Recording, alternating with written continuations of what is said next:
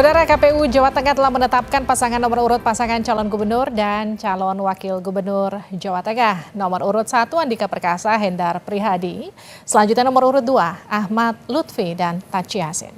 Kedua pasangan calon dalam Pilgub Jawa Tengah ini memperebutkan 28,4 juta pemilih. Lebih dari setengah pemilih Jawa Tengah adalah kelompok generasi milenial dan Gen X. 31,9% milenial, 28,2% Gen X. Kedua pasangan ini punya tantangan persoalan kemiskinan di Jawa Tengah yang secara persentase pada bulan Maret angkanya lebih tinggi dari nasional.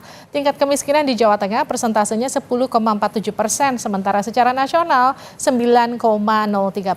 Tidak hanya itu, angka pertumbuhan ekonomi di Jawa Tengah juga di bawah nasional.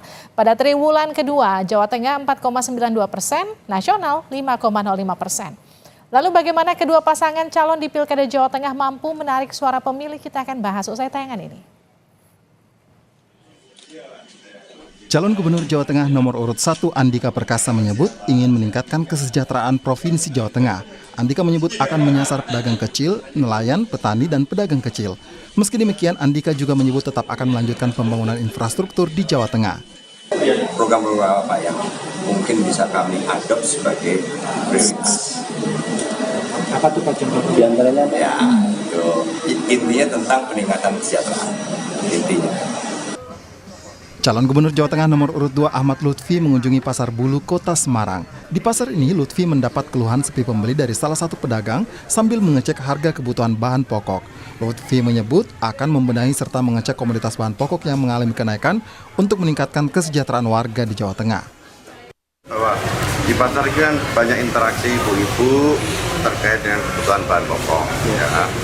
Saya ingin belanja masalah, contohnya harga daging normal, kemudian sayur mayur tidak ada kenaikan yang fluktuatif, cuma mungkin daya beli masyarakat kan tidak menurun. Akhirnya ini mempengaruhi daripada kebutuhan masyarakat itu sendiri. Kesimpulan satu. Yang kedua kan ada beberapa yang perlu harus kita tingkatkan. Contoh dari tata ruang pasar harus kita tingkatkan. Contoh dari segi kebersihan harus tingkatkan fasilitas. Jadi pasar ini merupakan sentral ekonomi wilayah yang harus kita gerakkan sehingga iklim daripada perputaran uang di tingkat bawah itu akan sehat. Ini akan mendongkrak daripada pemasukan daerah di samping menekan adanya inflasi wilayah kita, sehingga dari grassroots pasar inilah kita mulai untuk belanja masalah. Kedua pasangan calon dalam Pilgub Jawa Tengah memperebutkan 28,4 juta pemilih di Jawa Tengah. Lebih dari setengah pemilih di Jawa Tengah adalah kelompok generasi milenial dan Gen X. 31,9% milenial dan 28,2% Gen X. Berdasarkan data BPS dalam 5 tahun terakhir, kemiskinan di Jawa Tengah selalu berada di atas kemiskinan nasional. Persentasenya selalu berada di atas 10%, yang menurut ukuran BPS sudah masuk dalam kategori batasan kemiskinan kronis. Menurut BPS, kemiskinan kronis disebabkan kondisi budaya tidak produktif, keterbatasan sumber daya dan keterisolasian, pendidikan dan derajat perawatan kesehatan, serta akses lapangan kerja. Tidak hanya persoalan kemiskinan, persoalan pertumbuhan ekonomi Jawa Tengah juga lebih rendah 0,13% dari pertumbuhan ekonomi secara nasional di triwulan kedua 2024, yakni 5,05%. Ini tentu menjadi tantangan untuk gubernur terpilih Jawa Tengah mendatang. Tim Liputan, Kompas TV. Lalu bagaimana strategi merebut suara di Jawa Tengah di tengah sejumlah persoalan seperti kemiskinan dan juga pertumbuhan ekonomi yang termasuk infrastruktur juga kemudian jadi sorotan. Kita akan bahas bersama Aryo Seno Bagaskoro, politisi PDIP, bergabung juga Wakil Ketua Umum PAN Viva Yoga Mauladi. Selamat malam Mas Seno, selamat malam Mas Viva. Selamat malam. Oke, ini sudah masuk masa kampanye. Kalau saya tanyakan dulu ke Mas Viva, jadi fokus utamanya Lutfi Taci Yasin di Jawa Tengah itu apa, Mas Viva? Kita akan memperbaiki program-program kemiskinan, pengangguran, pemberdayaan ekonomi rakyat, agar proses kemiskinan itu bisa terselesaikan secara simultan.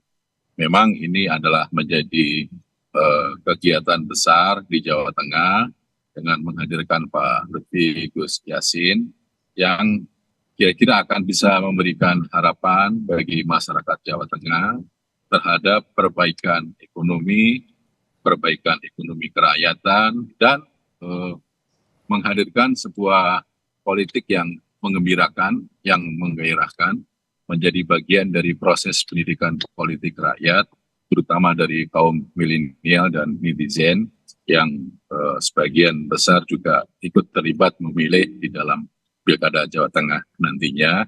Dan kita akan memberikan sebuah program-program yang mampu untuk memberikan sebuah harapan yang kira-kira dapat memberikan bahwa yang namanya politik itu adalah politik yang indah, yang sejuk, yang damai, dan kita akan bisa untuk meyakinkan kepada pemilih bahwa pilihan pada Pak Lutfi dan Gus Yassin itu adalah sebuah pilihan yang tepat. Baik. Jadi kita ingin agar program-program yang dulu di Jawa Tengah kira-kira ada kekurangan akan kita perbaiki secara simultan dengan seluruh stakeholder yang ada. Baik. Dan kita menginginkan bahwa masyarakat Jawa Tengah harus bangkit, harus berubah dengan sebuah pilihan yang baru. Nah, itu saya ke Mas Eno. Mas Eno, kan kalau kita lihat di 2008, 2013, koreksi saya kalau salah ya, ini kan kemudian PDIP menguasai Jawa Tengah, bahkan juga dikatakan sebagai kandang banteng begitu Jawa Tengah. Tapi kalau kita lihat kan dari datanya angka kemiskinan bahkan masih di atas dari angka kemiskinan nasional, pertumbuhan ekonominya juga ada di bawah dari pertumbuhan ekonomi nasional. Bagaimana kemudian PDIP lewat Andika Hendi nanti bisa meyakinkan warga Jawa Tengah bahwa pertumbuhan ekonomi akan lebih baik dipimpin mereka? Ya saya kira tetap saja harus diapresiasi bahwa setiap gubernur maupun wakil gubernur dari masa ke masa telah mencoba melakukan upaya-upaya melalui program mereka untuk menurunkan angka kemiskinan. Di tahun periode Mas Ganjar dan Gus Yassin pun itu juga mengalami penurunan kemiskinan.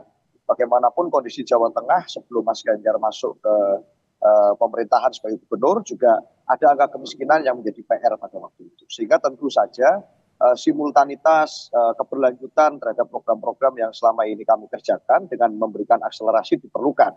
Kita harus sadar, saya kira kalau bicara tentang incumbent, saya rasa kedua pasangan ini, Andika Hendi dan kemudian Pak Lutfi dan Gus Yassin, ini sama-sama ada unsur incumbent-nya di sini.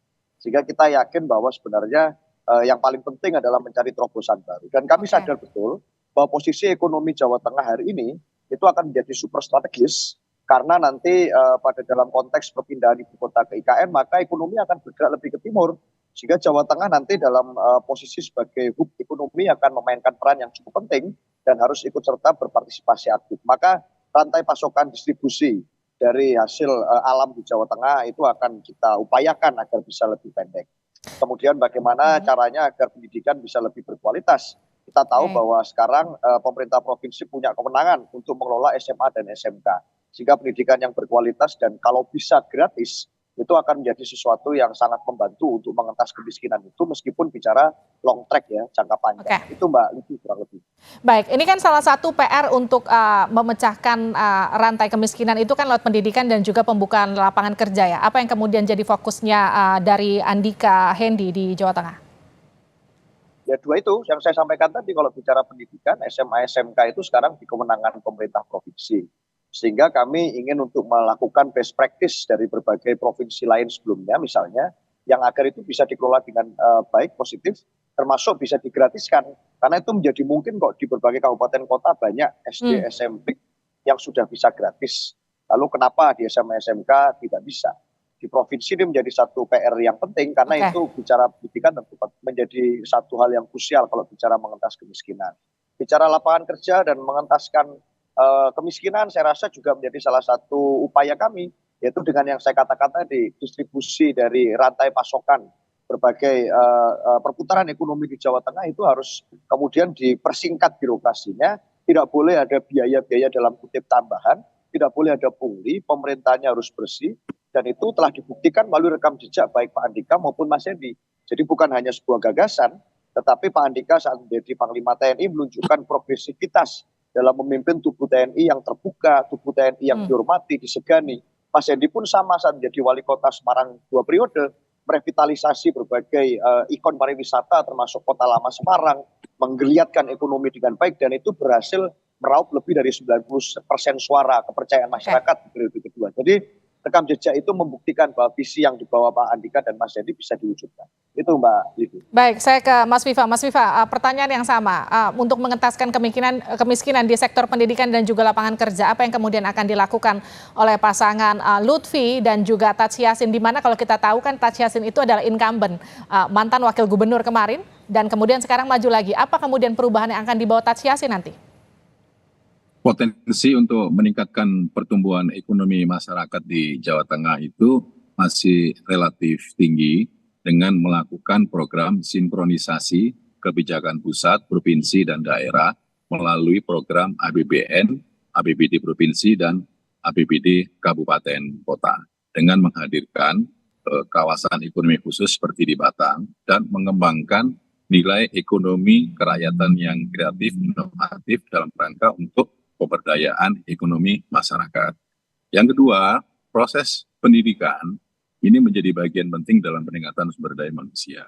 Kita akan memberikan fokus yang prioritas pada nilai pendidikan, terutama pada SD, SMP, SMA, agar apa? Agar masyarakat bisa tumbuh dengan baik, menjadi manusia yang unggul. Nah, nanti akan kita lihat program pendidikan ini yang betul-betul mencerdaskan, bukan saja pendidikan formal, tetapi juga pendidikan vokasi non-formal, yang bisa memberikan skill keahlian bagi anak didik yang siap kerja.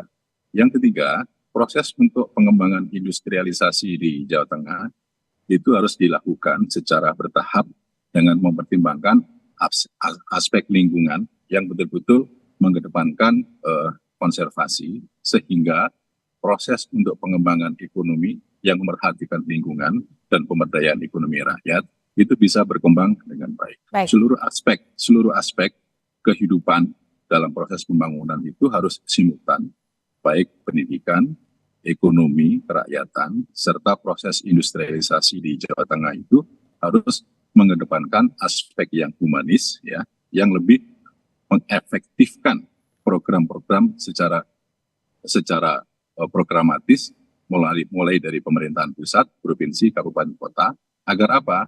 Output yang terbentuk dengan adanya anggaran itu bisa betul-betul memberikan pemberdayaan buat masyarakat dan bisa meningkatkan kualitas hidup serta meningkatkan aspek pendidikan masyarakat. Baik, Mas Viva, ada 28,4 juta pemilih yang harus direbut suaranya di Jawa Tengah. Untuk meyakinkan mereka, kalau kita lihat dari segmen pemilih, 31% itu adalah milenial, 28% itu adalah Gen X. Karakternya kurang lebih butuh realisasi konkret, kemudian harus diyakinkan karena mereka cenderung kritis. Bagaimana kemudian untuk meyakinkan pemilih ini?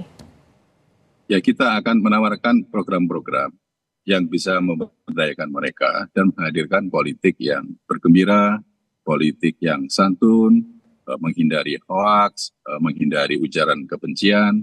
Kita adu gagasan, adu program, adu pemikiran, dan menawarkan ide-ide gagasan yang dibutuhkan oleh masyarakat. Kita akan memberikan sebuah proses pendidikan politik rakyat yang betul-betul mencerminkan nilai edukasi yang baik, kemudian lebih mengedepankan sisi moralitas, tidak hoaks, tidak ada ujaran kebencian, dan itu saya rasa sebagai salah satu cara agar respon kaum netizen, Gen Z itu bisa berkembang dengan baik, dan biarkanlah mereka memilih sesuai dengan aspirasi dan pemikiran mereka, kira-kira siapa yang patut untuk menjadi pemimpin di Provinsi Jawa Tengah. Dan program-program seperti itu akan kita hadirkan dengan beberapa tim sukses yang kira-kira nanti dari Koalisi Indonesia Maju akan fokus dalam rangka untuk melakukan sosialisasi, melakukan pendekatan kepada masyarakat secara simultan, secara sinergis dengan seluruh komponen yang ada. Pertanyaan yang sama untuk Mas Eno, 28,4 juta pemilih, lebih dari 50%-nya kan milenial dan juga Gen X. Gimana meyakinkan mereka untuk memilih Andika dan juga Hendy? Yang pasti satu, politik gagasan menjadi penting, artinya nanti bagaimana kita mampu membawa gagasan yang positif. Kita tahu bahwa ada cukup banyak program dari gubernur-gubernur sebelumnya, termasuk Pak Ganjar Pranowo, yang meletakkan fondasi yang baik. Ini perlu diakselerasi. Misalnya program oleh tuku lemah oleh Oma, itu beli tanah bisa dapat rumah. Artinya dalam konsep modern housing bagi anak muda itu bisa menjadi salah satu solusi di Jawa Tengah. Termasuk program vokasi yang sudah dilakukan oleh Pak Ganjar, bisa melakukan membuat sekolah SMK gratis, di mana syaratnya hanya ya sudah menunjukkan keterangan tidak mampu bisa sampai bekerja ke luar negeri. Itu saya rasa jadi satu kerja konkret, kerja nyata yang dilakukan oleh gubernur sebelumnya, yang menjadi salah satu wacana yang akan kami kembangkan dan eksplorasi. Nah, Pak Andika dan Mas Yadi saya rasa adalah pemimpin yang sangat komunikatif. Sebelum ini pun tampil di berbagai kesempatan melalui berbagai media, melalui pengalaman politiknya di dunia publik, itu menunjukkan bahwa mereka mampu berkomunikasi dengan berbagai segmen dengan baik.